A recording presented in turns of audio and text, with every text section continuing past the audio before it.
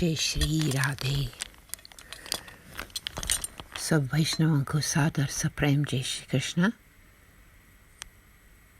Shri Vallabhadesh ki jai ho.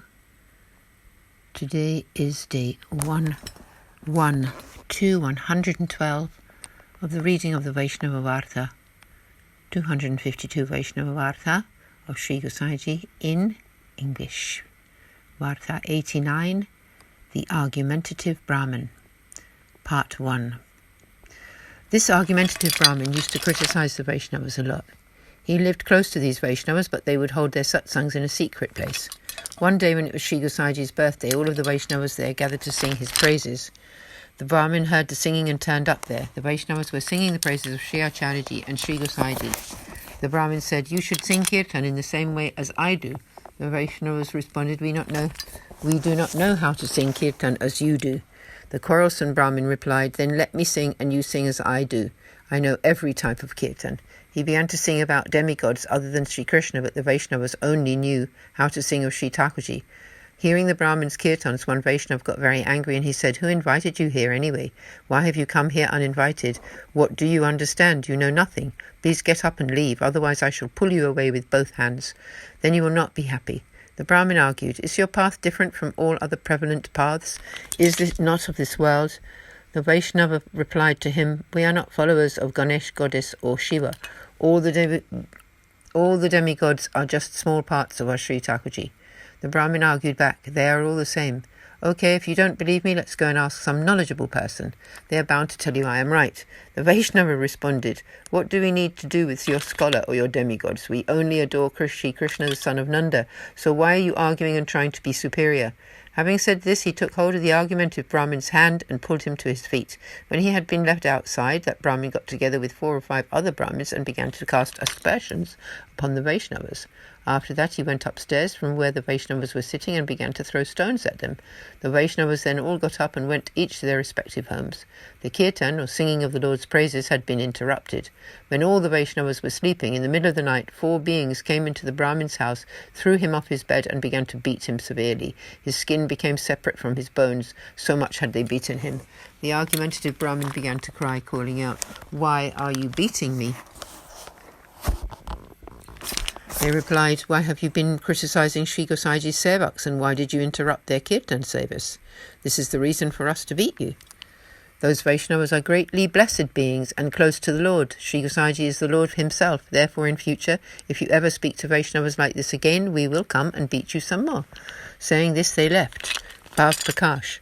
The moral of this story is that the Lord can and will not tolerate disrespect done to his dear Vaishnavas. He himself takes his seat in those places where his stories are being told and his glories are being sung.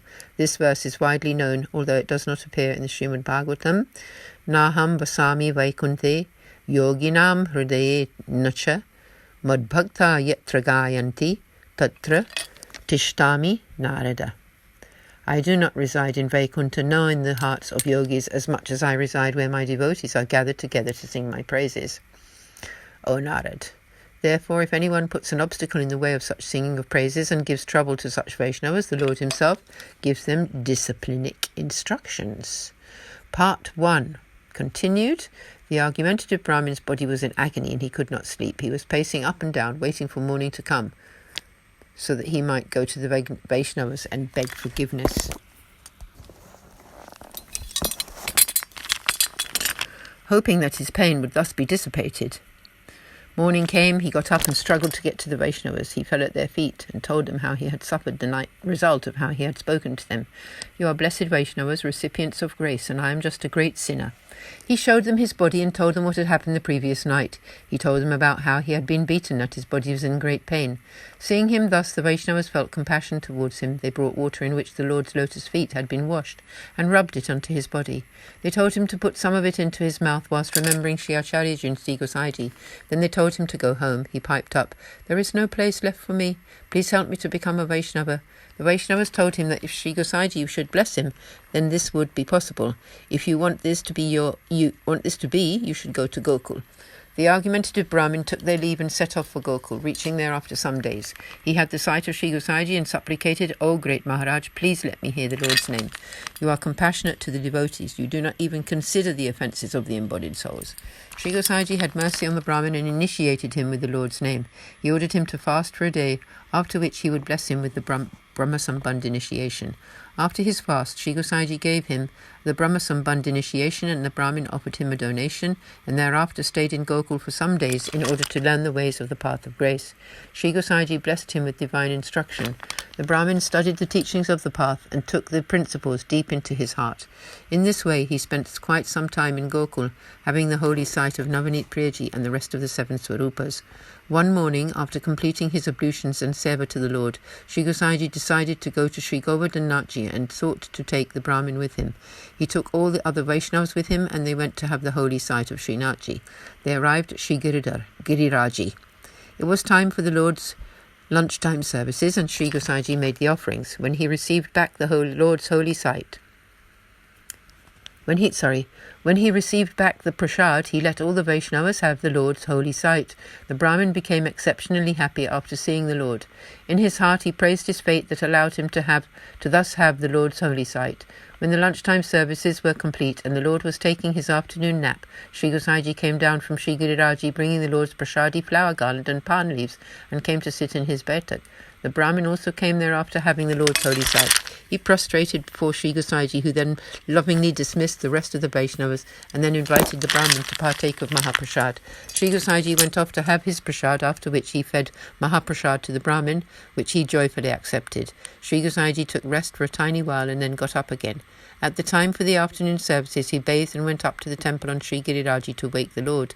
Sri Gosaiji stayed there until all the evening services were complete and then came down again. After having the Lord's holy sight, the Brahmin also went to sleep. He stayed there for several days and enjoyed the Lord's holy sight daily. Sri Gosaiji then returned to Gokul, together with all the Vaishnavas and the Brahmin. They all had the holy sight of Sri Navneet Priyaji and partook of Mahaprasad.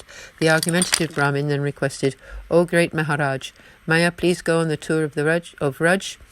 Sri Gosaiji told him that he should most certainly go. The Brahmin took his leave, completed his tour of Vraj, and then returned to Gokul. He had the holy sight of Sri Navneet Priyaji and Sri Gosaiji and stayed there for some more time. The Brahmin then again took his leave of Sri Gosaiji and set off back home to Simhanand. He met all the Vaishnavas there and gave them all his news of Sri Gosaiji. After this he told them something he had not told to Sri Gosaiji, all about being beaten. There was one important Vaishnava. Hearing this, he took up his turban, folded his hands in respectful prayer to the Brahmin and touched his feet, saying, "You are most fortunate. You have told us the true story. You received the immediate punishment of your misdeeds. That is the mark of a divine soul, close to whom Sri Acharyaji always resides. Amongst ordinary and sinful people, the usual way is that carry on continuously performing bad actions, and as they go, they get better and better results. This is why that happened to you." The argumentative Brahmin became a good Vaishnava. He always kept company with the Vaishnavas. If any Vaishnava came to his house, he welcomed them and gave them hospitality. He held the greatest respect for all Vaishnavas. He even composed kirtans in his mind, which adhered to the path and the Srimad Bhagavatam. If anyone praised his songs, he would simply say that it was only through their auspices that he could do this. He served the Vaishnavas very nicely and was full of humility and humbleness. Thus concludes Varta 89, the story of the argumentative Sanodhya Brahmin who became a recipient of great grace and an accomplished Vaishnava. There is truly no end to his story. Aaj ke Anand ki jai. So Vaishnavam ko Jai Shri Krishna. Jai Jai Shri Radhe.